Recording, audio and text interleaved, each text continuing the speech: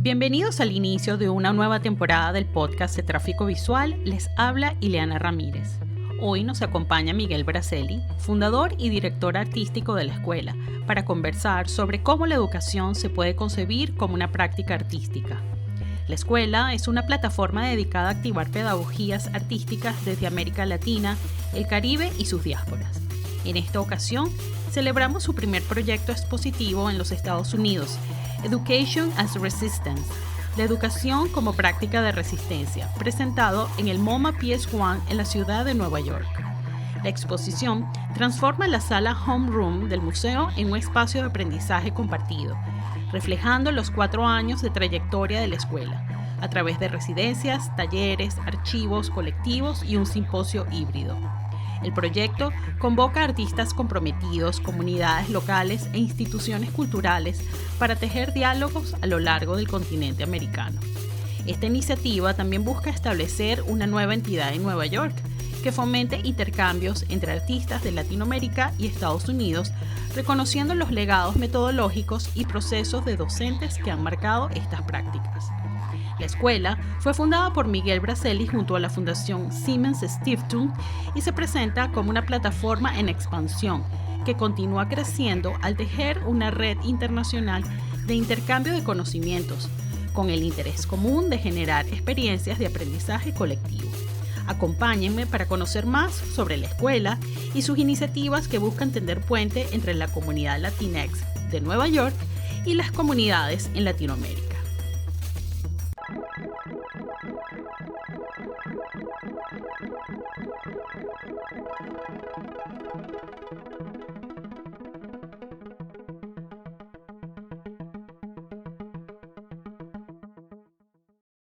Bienvenido, Miguel Braselli, a un nuevo programa del podcast de Tráfico Visual. ¿Cómo estás? Bien, Eliana, gracias por la invitación. Sí, bueno, gracias a ti por este tiempo que me has permitido para conversar contigo, sobre todo en este momento importante para ti y para la escuela, que de eso es la razón principal, también para ponernos al día, pero la razón principal por la que, bueno, he querido hablar contigo, porque la escuela está presentando un evento muy importante, una exposición.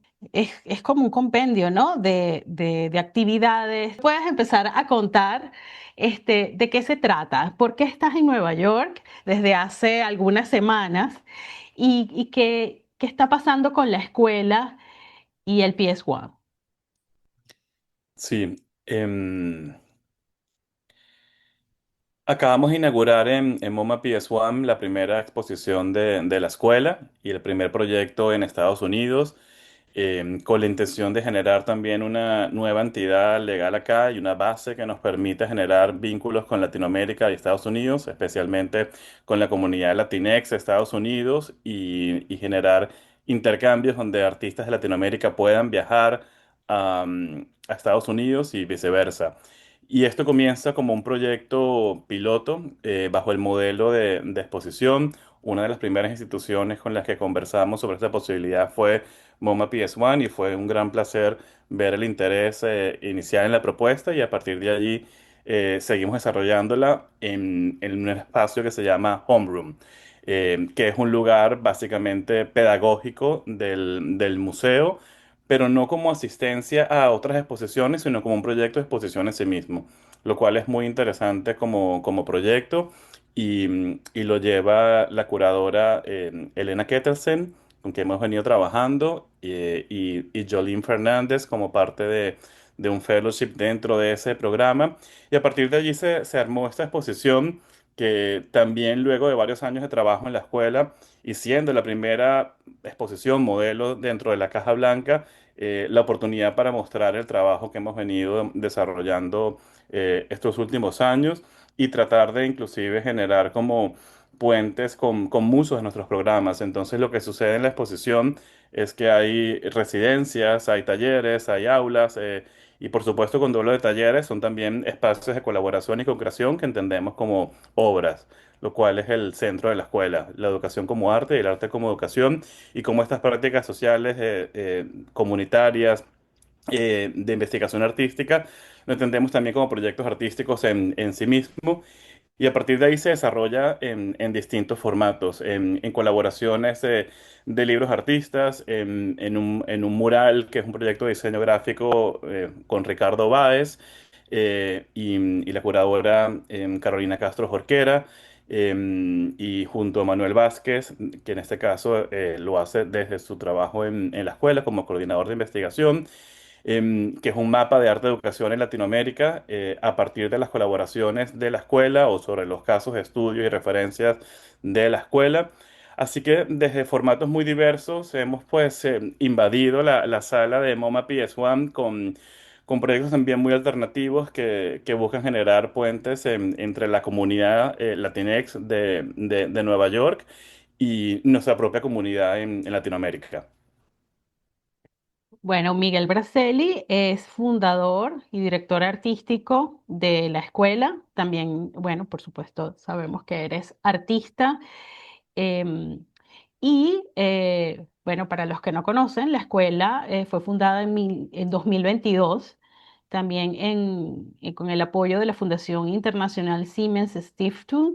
No sé si todavía se mantiene ese apoyo de esta fundación.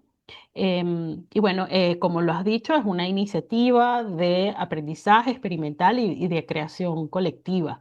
Em, es una plataforma, también se considera como una plataforma abierta y gratuita e impulsa tanto experiencias presenciales como virtuales para generar nuevas formas de conocimiento a través de una red translocal de artistas y educadores, poniendo énfasis en la acción social, trazando los legados de espacios gestionados por artistas y modelos pedagógicos colectivos de la región, situándolos dentro de un marco global, más o menos eh, para dar un poco de contexto de lo que ya has mencionado sobre la escuela y ahora has dicho que están buscando también fijar una base en Estados Unidos.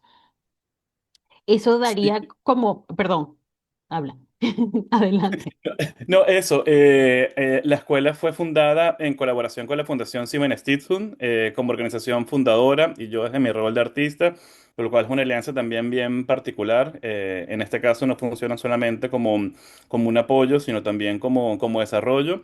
Y ha sido un acuerdo inicial para desarrollar el proyecto de los primeros años con la intención de que pueda continuar como un proyecto independiente y en este caso ese ha sido el deseo de generar esta fundación sin fines de lucro en Nueva York, donde forman parte del board junto conmigo Madeleine Turner y Antonieta Landa, que también residen en Nueva York y que también además son parte de la escuela y han desarrollado proyectos con nosotros. Entonces, a partir de allí está esa transición a generar este espacio propio que permita también generar nuevas posibilidades de encuentro translocales, internacionales y poner la comunidad latinoamericana en diálogo también con otras latitudes, comenzando por ahora con Estados Unidos, pero perfectamente pudiésemos hacer proyectos con Europa y otros lugares, lo cual hasta ahora nunca habíamos desarrollado. Pero es súper importante y súper estimulante porque ha sido también uno de los grandes motores de los cuales nace la escuela y es poner o buscar poner las prácticas artístico-educativas latinoamericanas en diálogo con un escenario internacional, global, en diálogo entre ellas, pero también en diálogo con otras prácticas fuera de Latinoamérica, sobre todo reconociendo el valor de estos procesos históricamente y pues y también en el presente. Y a partir de allí es de donde nace la escuela como proyecto también de investigación, de archivo, de biblioteca, sobre casos históricos. Sobre referencias de los que llamamos profesores eméritos de la escuela. Jugamos a que son profesores eméritos de la escuela, personas como Antonita Sosa, Claudio Perna, Diego Barbosa, en el contexto venezolano, personas que han hecho aportes a la pedagogía desde un punto de vista de creación artística, o inclusive también un aporte a la pedagogía desde sus metodologías, procesos, desde sus propias posiciones como profesores y profesores en universidades, instituciones de aprendizaje y que además han formado generaciones de artistas. Entonces la escuela busca reconocer y estudiar, aproximarse a esos legados, metodologías, procesos, ponerlos en diálogo también con sus pares en Latinoamérica. Asentarlos como un archivo digital abierto, público, y también con la expectativa de que eso pueda como estar en un diálogo internacional pues mucho mayor que trasciende Latinoamérica. He leído en la nota sobre la exposición que hay un elemento central que es una puesta en escena, pero está representado por una gran pizarra. ¿Qué hay, o un pizarrón? ¿Qué hay en ese pizarrón que representa para ti? Bueno, creo que sé que representa, porque es parte también bueno, tu trabajo que se extiende hacia la escuela, porque has sido profesor universitario, y creo que de ahí viene también un poco eso, pero explícanos para los que todavía no hemos visto o los que estamos lejos, ¿en qué consiste un poco ese montaje, esa, sí, la museografía, o la curaduría también de esta muestra o de este proyecto en el PS1? Sí, en la muestra hay distintos artistas y además distintas formas de colaborar y ser parte de la muestra. En sala hay unas obras que son unas banderas de Laura Anderson Barbata, que a la vez también la misma técnica que ella usa para teñir y construir estas banderas, la va a convertir o abrir a un taller para aprender sobre esas técnicas vinculado a la cochinilla y muchas técnicas que ella venía desarrollando en muchos otros trabajos. Entonces se cruza la instalación en sala con talleres. Lo mismo sucede con Estudio Lenca, que va a hacer un mural en diciembre. Está ya el espacio esperándole. Y, y junto a eso también una serie de talleres de co-creación con estudiantes de educación primaria. Muchos son niños inmigrantes, muchos inclusive son niños indocumentados, algo que ha hecho anteriormente dentro de un proyecto que se llama Rutas. Y esto va a suceder en noviembre. Entonces son obras que están en sala, pero que también se activan con una programación colaborativa y de co-creación y académica. em, o de formación, mejor dicho. Y luego en otro espacio que está en una sala contigua que la llaman Classroom, que es un área todavía más pedagógica que siempre está en transformación. Hay una instalación de Lisania Cruz. Para imaginar el presente y el futuro ahora desde un proyecto de participación y stencil muy vinculado también al diseño gráfico y al texto. El texto es algo que está muy presente en la exposición y son esas cosas que a lo mejor no las concibes inicialmente, pero que van empezando a tomar cuerpo por su propia cuenta. Y así sucede con otra de las que pienso que son piezas centrales de la exposición junto al pizarrón, que es este mapa de arte y educación que diseñó Ricardo Báez, y donde los contenidos vienen de Carolina y de Manuel. Ese mapa básicamente quiere trasladar una buena parte de la comunidad de la escuela, personas que han contribuido con investigaciones, textos, workshops, acciones, performances o personas que investigamos para generar este mapa de arte, educación en Latinoamérica, de arte y educación en Latinoamérica, que se empezó a organizar a través de categorías. Cuando recibimos todo o nos aproximamos a todo este listado de profesorado de la escuela, empezamos a tratar de buscar como temas y categorías y a través del trabajo de Carolina y Manuel salieron estas ideas de, por ejemplo, una nube es solamente creadores de escuelas, personas que han desarrollado instituciones alternativas o que han sido una institución en su contexto local, generando formaciones artistas, personas que han hecho de la pedagogía el centro de su propia práctica de investigación, como puede ser en el caso del arte de Luis Kapnitzer o Paulo Freire en el caso pues, un punto de vista más intelectual y teórico.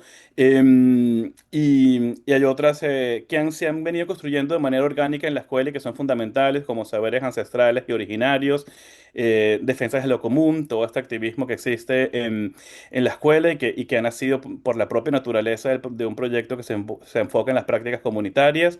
Em, contra las hegemonías del cuerpo, que básicamente proyectos queer, LGBTB, y que también rozan como el activismo y prácticas afines que se empiezan a cruzar entre ellas y son nubes que se intersectan y que están allí dibujadas desde nuestra propia comunidad, que es una comunidad sobre la cual se ha estudiado o han aportado estudios o proyectos y que aquí lo que interesa es que investiguen esos nombres, que busquen los textos que están asociados a esos nombres a través de nuestro archivo digital con un QR, pero sobre todo demostrar en una escala bien contundente, que es el mural, pues la riqueza y diversidad de las prácticas artísticas educativas en Latinoamérica. Y finalmente en el suelo está esta pieza, el pizarrón que comentas, que vendría a ser mi contribución como artista a la muestra. Y este pizarrón horizontal, que básicamente es una instalación participativa y un espacio para el encuentro y la colaboración, busca trasladar la lógica instruccional del pizarrón que va en la pared a un espacio que se habita, en un espacio de conocimiento que no solamente se recibe, sino que se construye desde otro lugar y a partir de ahí también pensar cómo la propia escuela se convierte en un objeto, ¿no? Entonces, si entendemos la escuela como una plataforma para la participación y encuentro de distintos artistas y de distintos como programas alrededor de la educación, pues literalmente este objeto como escultura se convierte en plataforma para ser activada con distintos programas. Acabamos de tener un workshop con Rodrigo Carazas, artista peruano, donde se quitaron las sillas que ahora ocupan el pizarrón y se hizo todo un trabajo con profesores BIPOC que forman parte de un programa que se llama ACAD, que básicamente busca diversificar a través de profesores latinos, negros y todas las personas que realmente no están representadas en las instituciones educativas formales en Estados Unidos. Y a partir de allí juntamos este grupo para hablar de problemas, retos, cómo entendernos, y todo eso se construyó en un mapa que de alguna forma dialoga con el mapa de la pared, pero en este caso a partir de estas experiencias. Eso es una acción que está allí, pero luego vendrán otras que pueden ir desde una lectura de poesía, desde una instalación, desde una performance, desde un conversatorio, y básicamente en este caso este pizarrón horizontal es una plataforma para el encuentro, para la discusión y una plataforma para la colaboración con muchos otros artistas. Entonces estamos ahora armando la programación en tiempo real y la iremos compartiendo. Pero mientras tanto, o cuando no se activa el pizarrón con diferentes acciones, creo que se activa solamente desde la audiencia. Está pensado como para que las personas suban el pizarrón, lo habiten, se sienten a leer y cuando leen lo que se encuentran son una serie de libros de artistas sobre otras prácticas. Estos libros de artistas que realmente son cuadernos donde invité a 23 artistas a reflexionar sobre las prácticas de otros artistas. Bueno, un caso muy concreto y siguiendo en nuestro contexto de venezolano, invité, por ejemplo, a José Joaquín Figueroa a trasladar o a hablar o dibujar o comunicar el legado pedagógico de Antonieta Sosa en este cuaderno. Entonces, estos profesores que comentaba anteriormente que jugamos a ser profesores eméritos de la escuela, casos de estudio sobre los que investigamos, ahora están en estos cuadernos a través del trabajo de estos artistas.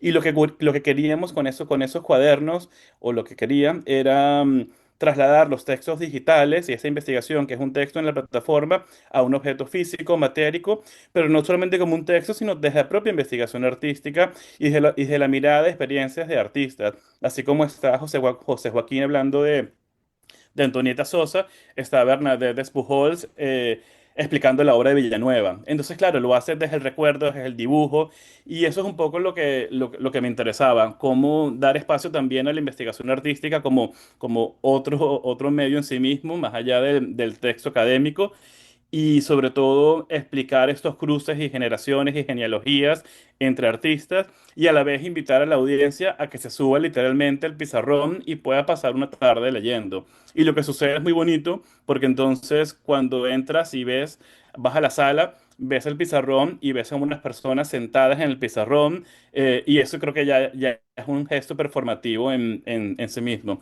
Entonces, el pizarrón horizontal es una pieza bastante flexible y que me encantaría que continuase, me encantaría sacar ese pizarrón al espacio público. Y como dices, por supuesto, está vinculado pues a mi propio trabajo, a mi historia. Una de las primeras obras que yo hice en Venezuela y además una de las obras claves para convertirme en artista y un poco dejar a un lado la práctica de arquitectónica y empezar esta carrera fue Biblioteca Abierta, donde sacamos más de 1.000 libros al espacio público en este contexto por el cual también nos conocimos, Eliana, donde llevaba proyecto colectivo, que yo siento que la escuela es una especie de nuevo proyecto colectivo para una lógica distinta y Ujú. perfeccionada. Pero en ese caso sacamos más de 1.000 libros en el 2013 en la Plaza Cubierta de la Universidad Central, que estaban allí como protesta para recordar el valor de la universidad frente al olvido del gobierno y de los recortes presupuestarios, entre muchos otros problemas. Y una obra que luego se convirtió en una serie, pero que básicamente dialoga también con el espíritu de la escuela, que es aprender desde el espacio público, es reencontrarnos en el espacio público y recordar el valor también de la educación, y en este caso es un gesto artístico. Entonces siento que hay un vínculo entre la biblioteca abierta y el pizarrón horizontal desde el uso y la apropiación del suelo, como plataforma y como lugar de encuentro y también como espacio para la producción de conocimiento desde esa construcción horizontal que implica ese suelo y esa plataforma. Bueno, mira, o sea, estamos diciendo que la escuela fue fundada en 2022 y estás presentando una exposición en el 2025, finales de 2025, en PS1 o MoMA PS1. Esto ha sido vertiginoso, ¿no? Ha sido un crecimiento, bueno, con todo el trabajo que tú y tu equipo han ido realizando, pero ha sido rápido. ¿Cómo surge esta posibilidad, se abre este espacio para ustedes hacer esta exposición? ¿Desde cuándo están trabajando en este proyecto? Hace 4 meses. Porque para enfatizar, subrayar lo vertiginoso. Eh, Fue muy poco, ¿no? Empezamos el diálogo con Elena en MoMA PS1 el año pasado, pero entre procesos de aprobación, confirmación, cuando dices sí, 100% luz verde, vamos a hacerlo. Fueron 4 meses y ha sido un proceso muy rápido y por eso te digo que abrimos la exposición y ahora estamos armando la programación que es en paralelo en tiempo real, ¿no? Pero también la verdad es que es la manera en que trabajamos en la escuela, es la manera además que se trabaja en Latinoamérica, y es una manera en la cual yo me siento muy cómodo trabajando, y además también es la manera en que Elena nos cuenta en que funciona este programa en específico, Homeroom, dentro de MoMA PS1, y creo que es muy valioso que los museos también tengan esta capacidad de generar espacio flexible, que no es la programación de 3 años o 5 años, sino una programación que pueda acercarse a un timing mucho más cercano, ¿no? De que realmente puedas como plantear cosas que sean pertinentes en un momento específico. Y yo pienso que esta exposición también es pertinente en el momento actual político de Estados Unidos. Creo que es una gran oportunidad para la escuela estar allí, pero creo que también es una gran oportunidad para estas audiencias acá conocer todas estas historias de Latinoamérica y cómo todos estos proyectos artísticos pedagógicos han estado vinculados inclusive dictaduras en Latinoamérica, momentos sociales y políticos muy complejos en Latinoamérica, y cómo de alguna forma estas escuelas de artistas, estos espacios alternativos fuera de la institución, ha sido como una respuesta coherente con esos contextos. Entonces creo que hay algo del timing que ha sido muy, muy oportuno, y creo que es algo bien valioso del espacio de Homeroom.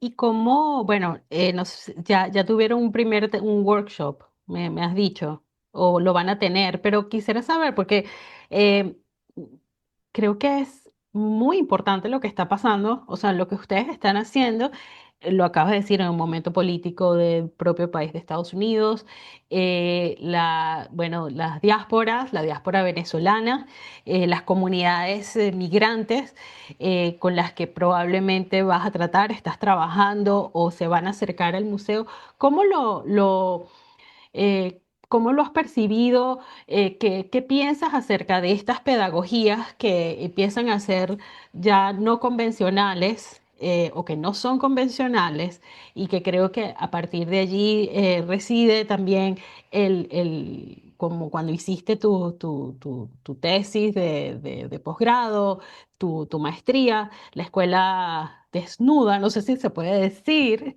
pero después pasé a hacer la escuela y bueno, como que toda esa evolución, toda esa transformación, pero que estás hablando son cosas muy atípicas, ¿no? Y son también pedagogías sensibles, no convencionales, no tradicionales, que van atravesando la historia, van atravesando la práctica, van atravesando los tiempos, y por eso hablas también de algo muy acelerado, como muy táctico. Pero hay una comunidad en Estados Unidos muy propia, muy del lugar, ¿no? Que tal vez no es la misma que el resto de América Latina y que tal vez sirve el momento para poder un poco trasladar esos conocimientos, esa historia, esos saberes. Este, pero háblame, no sé si has tenido oportunidad un poco de entender o de escuchar o sí, de cómo es esta comunidad, porque entiendo que tampoco es tan fácil.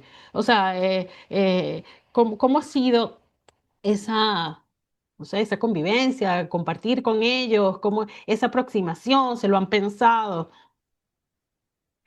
Sí, ahora el trabajo es conectar con proyectos similares acá, que por supuesto existen. Hay muchas escuelas también de artistas alternativas que de alguna forma generan como... Y además que similares a la escuela, muchas de ellas nacieron en un contexto post-pandemia, que es el contexto donde nace justamente este texto que citas, La Escuela Desnuda, que fue mi tesis de maestría que mi tutora de hecho fue Mónica Mor, investigadora venezolana. Y bueno, suena como si fuese una tesis de grado muy importante, pero realmente, o una tesis de grado muy formal como texto académico, pero realmente fue una maestría en Bellas Artes, donde en principio debía haber sido una obra, como una pintura, una escultura, y en este caso hice este texto que reflexionaba sobre mi experiencia. Como estudiante de arte en Estados Unidos, porque es la primera vez que yo también me enfrentaba a estudiar arte. Yo estudié arquitectura y además estudié arquitectura en una universidad pública en Venezuela. em, y me enfrento al contexto de estudiar arte en una universidad privada en Estados Unidos, o sea, radicalmente opuesto. Y además me gradué en el contexto de la pandemia, donde las universidades cerraron los estudiantes estaban tratando de mandar a las universidades porque no tenían el grad show, una exposición final para exhibir sus trabajos. Y para mí todo eso fue como, bueno, un poco como alarmante y a la vez interesante descubrir cómo las universidades en Estados Unidos de arte replican las dinámicas institucionales. De alguna forma casi que quieren ser museos con los espacios de exhibición, ofreciendo básicamente las oportunidades que te ofrece el mundo del arte, pero al final de una manera ficcionada porque es como dentro de un ambiente controlado que no es el real, ¿no? Pero buscan emular ese sistema y tanto del mercado del arte como de los sistemas institucionales, en vez de realmente ser como un espacio alternativo de experimentación que también trate de transgredir ese sistema o imaginar como otras maneras de relacionarse con el sistema. Y a partir de allí la escuela desnuda básicamente es la metáfora de un edificio sin paredes para aproximarse y relacionarse con las realidades sociales y políticas que rodean las universidades y trabajar fuera de este espacio y utilizar esa oportunidad como un espacio de aprendizaje y a la vez también como una oportunidad para contribuir con esos espacios con los cuales estás trabajando fuera de la universidad. Eso se vuelve también un poco el ethos de la escuela. Y que luego también se alimenta, sobre todo como espacio para el aprendizaje en el espacio público, pero que luego también se alimenta de muchas otras escuelas, muchas otras prácticas y muchas otras aproximaciones al arte y a la educación en Latinoamérica que viene desde la historia o desde el actual desarrollo con muchos colectivos y artistas. Entonces nace en ese contexto en Estados Unidos, pero también en paralelo en Estados Unidos o nacieron o se fortalecieron otros proyectos educativos en el contexto de la pospandemia, ¿no? Recuerdo que, por ejemplo, una de ellas es The Alternative Art School y estamos como en diálogo también para trabajar em, no con ellos, pero también como parte de su fundador. Em, Ahí también en la historia está Black Mountain College, no solamente están proyectos nuevos, sino también tienen como una tradición de proyectos alternativos con los cuales es interesante conectar. Y luego también hay espacios que son institucionales, pero también con un vínculo comunitario muy fuerte, con lo cual estamos también conversando como el Clemente, por ejemplo. Y a partir de allí artistas que también tienen estos contactos con comunidades y sus propios proyectos, como es el caso, por ejemplo, de Lisania Cruz. Así que es un proyecto, es un proceso más lento en el cual estamos entrando, conociendo y viendo cuáles son las posibles alianzas, los posibles espacios afines a la escuela. Y creo que el valor del momento político ahora es que Estados Unidos está sufriendo un gran recorte presupuestario a nivel de becas, recursos. Y pienso que nuestro trabajo es también como generar espacios alternativos más allá de esas instituciones formales de educación. ¿Qué es lo que ha pasado en Latinoamérica desde siempre, ¿no? Justamente por la misma situación. Entonces creo que ahí es donde tenemos que aportar como experiencia y como modelos y a la vez también cómo relacionarnos y entender, inclusive aprender de ver cómo esto va a evolucionar desde aquí, ¿no? Y cuáles van a ser las respuestas que se dan a nivel de proyectos comunitarios y proyectos que pueden hacer justamente desde este contexto.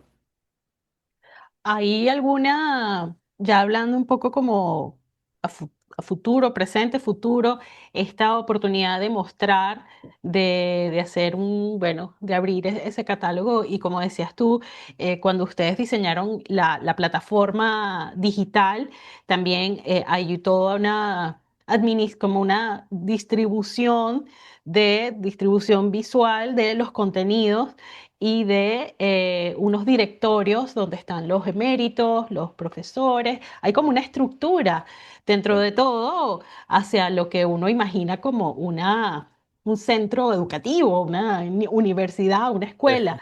¿Hay alguna idea, un proyecto de crear algo físico, de fijar una base física, ya que hablaste bueno, de este primer paso en Nueva York?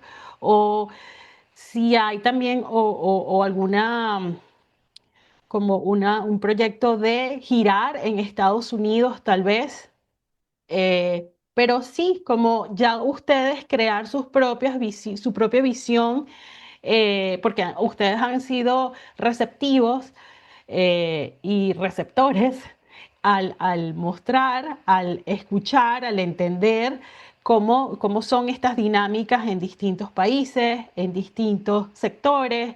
eh, entonces, pero ya propiamente la escuela, qué ideas, qué, sí, qué propuestas, qué sueños vienen para la escuela?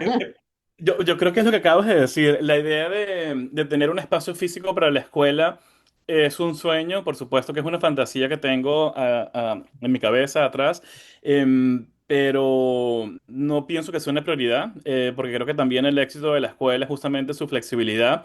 Y esa flexibilidad como proyecto en línea y en sitio, lo bueno de su versión en sitio es que terminan siendo alianzas y proyectos completamente locales, enraizados en el lugar, porque no están acogidos por nuestro espacio, lo cual implica que estemos presentes, lo cual implica también curaduría, pero también implica como control o una mirada específica. Entonces siento que es bonito desarrollar un proyecto remoto donde las decisiones se toman en sitio, donde el mayor esfuerzo curatorial es en sitio, además que es el lugar donde se conoce con más profundidad las comunidades donde se está trabajando, y creo que eso ha sido como algo que ha sido muy importante o un gran beneficio del no tener un espacio físico, que es que los proyectos se desarrollan con muchísima mayor autonomía en cada lugar y no se centralizan en un solo espacio. Aún así,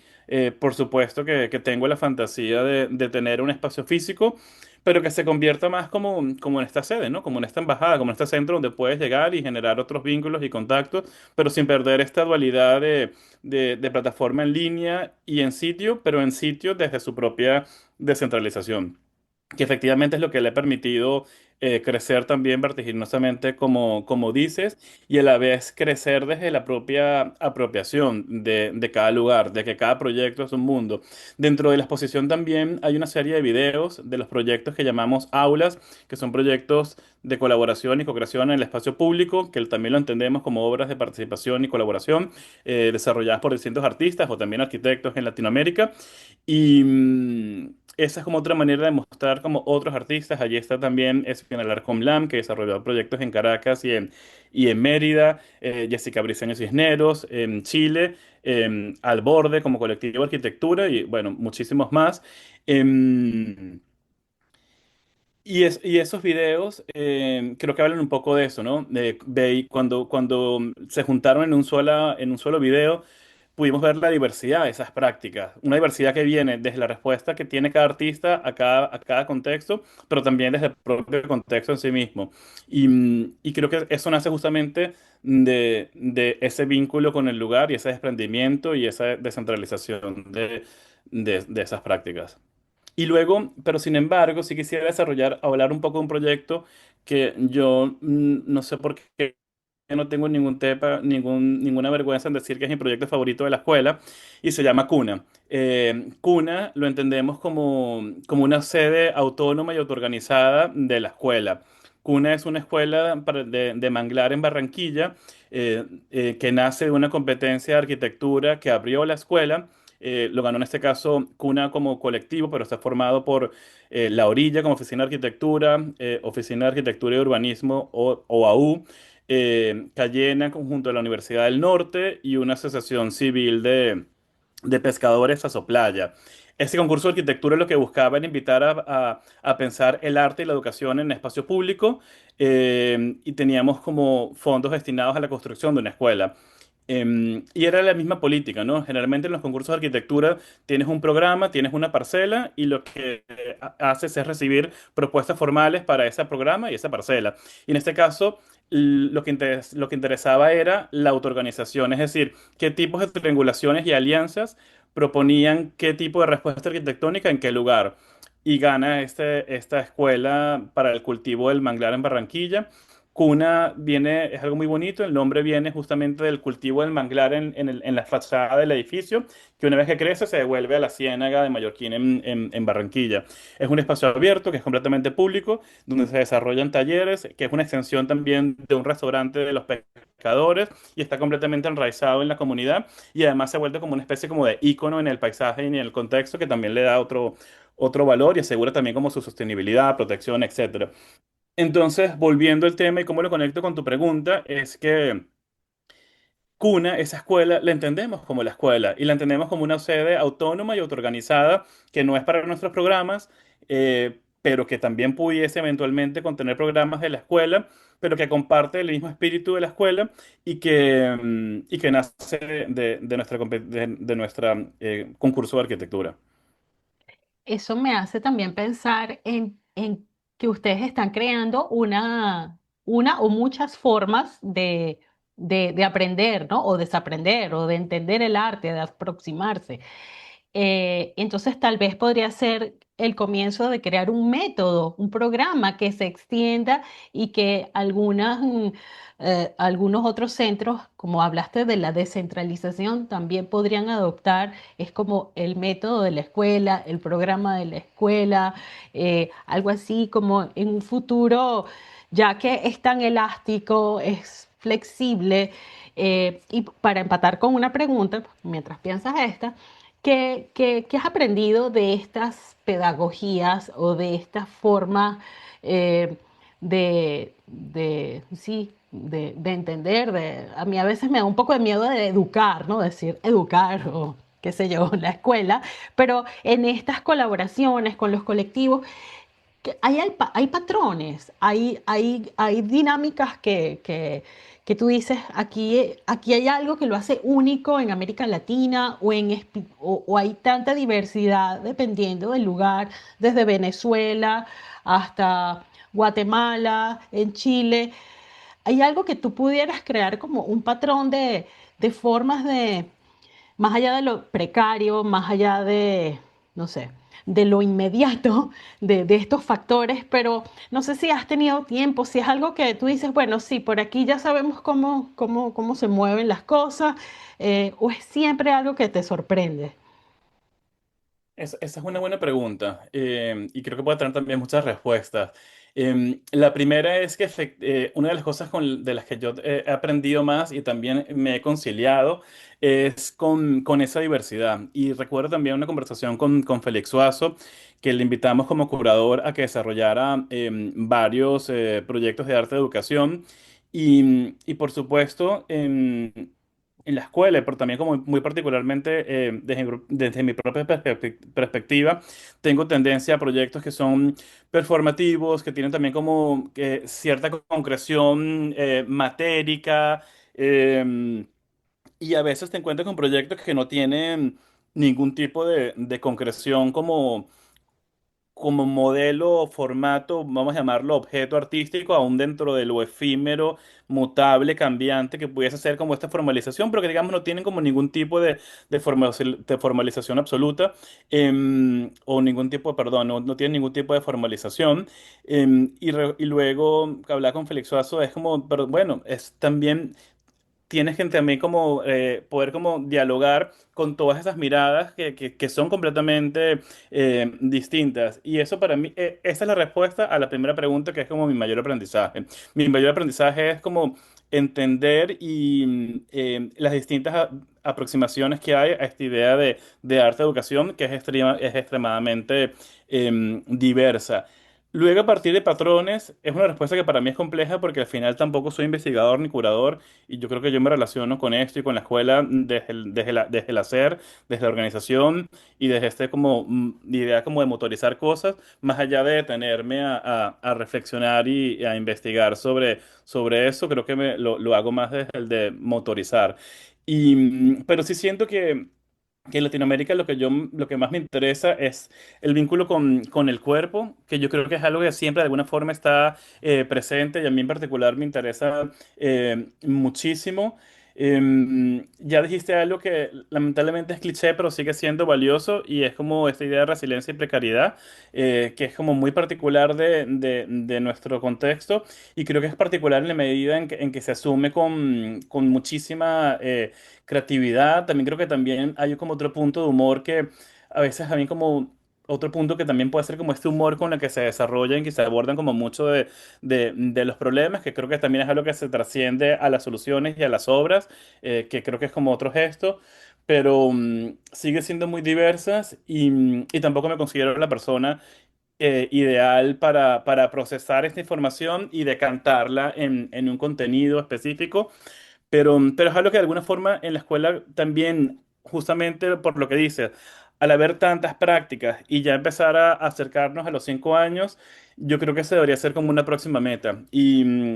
Todavía no estoy como fantaseando directamente con el espacio físico, pero sí estoy como empezando a fantasear con la idea del libro, como un libro que pudiese como ser un compendio de estas investigaciones, proyectos y un libro que de manera más concisa y de la voz de autores especializados puedan responder a tu pregunta.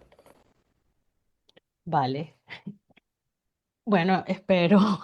Y sería Entonces vamos a tener que increíble, esperarte como sería 3 años espero entre que lo espero, sacamos. no, bueno, a lo mejor en 6 meses, con esta velocidad, ya a mediados del 26 que bueno, estamos por, no sé, yo te tengo un poco de miedo, Miguel. No, no, miedo de buen sentido, porque ya te metiste en el MoMA PS1. Entonces, no, de ahí yo aseguro que vienen otros lugares muy estratégicos.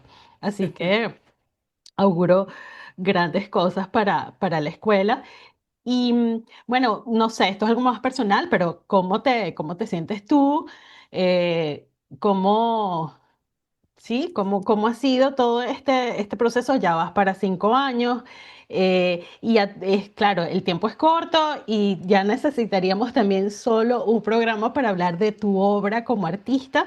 Es inevitable, por supuesto, conjugarla aquí y mira que ya en la escuela, en esta muestra, hay parte de algunos de tus gestos, ¿no? Más artísticos. Pero creo que la escuela en sí misma es una obra tuya, por supuesto. Sé que es como un poco delicado a lo mejor decirlo, pero es así. Desde que te conocí, es como una visión muy amplia, ¿no? Y muy flexible, como que varía, pero es algo macro. Entonces, ¿cómo te sientes tú? ¿Cómo lo llevas? ¿Cómo lo vas procesando? Este, Se está acabando el 25, la exposición es hasta febrero, entiendo, del 26.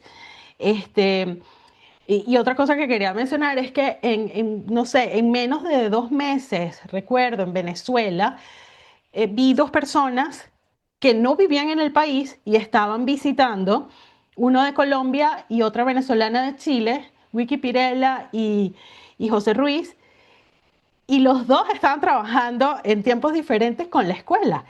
Y entonces me parece, bueno, increíble, maravilloso que artistas, creadores, que viven en otras localidades, en otros países, están conectados con un proyecto como la escuela.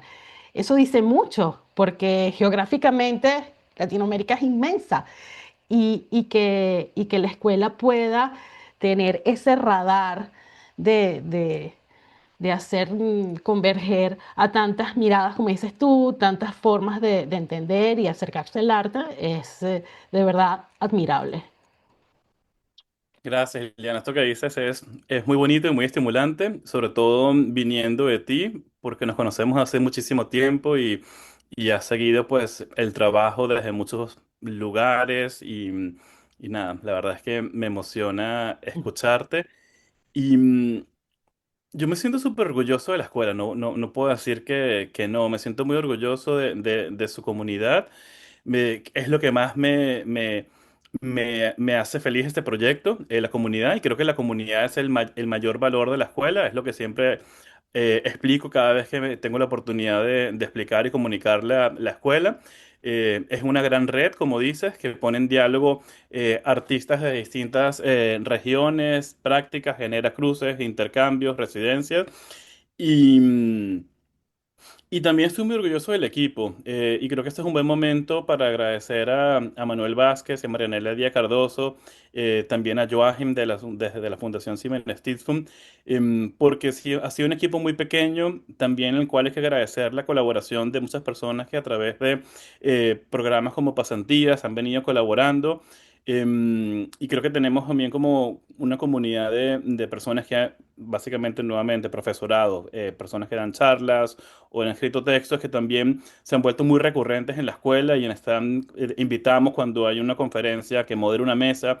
Entonces es una gran red y es un proyecto que habla realmente de una autoría colectiva y yo estoy también como muy emocionado inclusive de poder ver cómo a nivel personal, que es un poco como comienza tu pregunta, yo en muchos casos he disfrutado más hacer esto que una escultura, ¿no?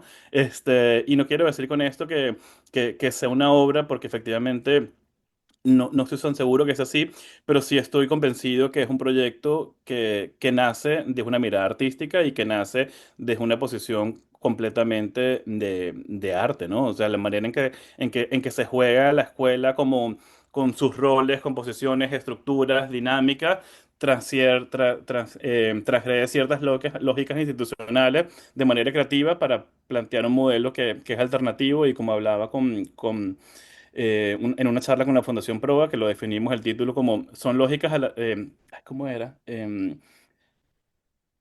Lógicas artísticas para una institucionalidad alternativa. Entonces, realmente nace de una aproximación completamente artística.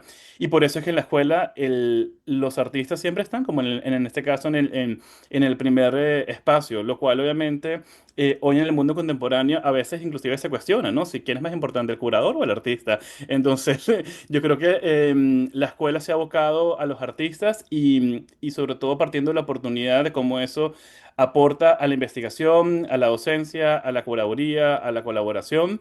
Y eso es justamente esos artistas y esa comunidad o comunidad de investigadores con este interés es lo que realmente pues, nos tiene como más contentos con el proyecto. Bueno, muchas gracias, Miguel. Miguel Braceli, gracias por este ratico para contarnos sobre, se llama de nuevo el proyecto, la exposición en MoMA PS1. La educación como práctica de resistencia. Ok. Y va a estar hasta febrero de 2026.